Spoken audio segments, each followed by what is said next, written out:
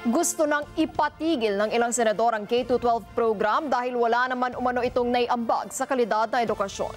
Hirit nila ibalik na sa lumang curriculum ang sistema ng pagtuturo sa mga pampublikong paaralan. Si Mean Corvera sa balita. Nais ni Senator Alan Peter Cayetano na ibalik na sa lumang curriculum ang sistema ng pagtuturo sa mga pampublikong eskwelahan sa buong bansa. Ayon sa senador, hindi nakatulong ang K-12 program para itaas ang kalidad ng edukasyon. Katunayan, nagkaroon anya ng learning poverty sa Pilipinas mula nang ipatupad ang K-12 program. Sa budget hearing sa pondo ng Department of Education, tinukoy ni Cayetano ang World Bank report sa East Asia sa sektor ng edukasyon na nagsasabing siyam sa bawat 10 batang Pilipino hindi marunong magbasa at intindihin ang detalye ng kanyang binabasa. Sa Amerika, it's in high school, may driving school. With K-12, dapat meron tayong ganon. Sa Germany, accountants and accounting assistants, they don't have to go to college. Pag-graduate ng high school, sa atin ba may kumpanya na as a general rule, as an exception, yung sobrang galing kukunin nila, di ba? So naging overgrown na practical arts at saka home economics yung atin tracks.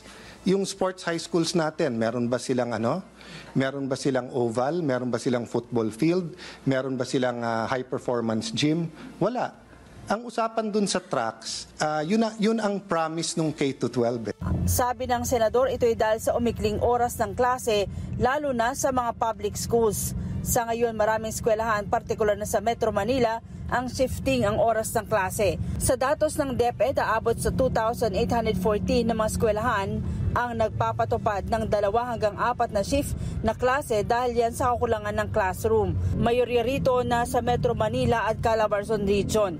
Sabi ni Cayetano, bukod sa maikling panahon sa pag-aaral, masyadong expose ang mga kabataan sa gadgets at social media. Mungkahi ng senador, paglaanan ng mas malaking pondo ang sektor ng edukasyon dahil ito ang mag-aahon sa kahirapan ng mga Pilipino. Na in crisis talaga ang Philippine education. Kung hindi po tayo magbabago, instead of better jobs for our OFWs at instead of mas kokonting mag-abroad, baliktad mangyayari. Mas maraming mag-abroad at ang makukuhang klase ng trabaho ay yung trabahong mas maliliit ang sweldo at mas delikado para sa ating kababayan. So if we don't sound out and fix that crisis now, we're in trouble in the next 10-15 years. Depensa naman ng DepEd, tinutugunan nila ang krisis sa edukasyon kasama na ang training sa mga guro.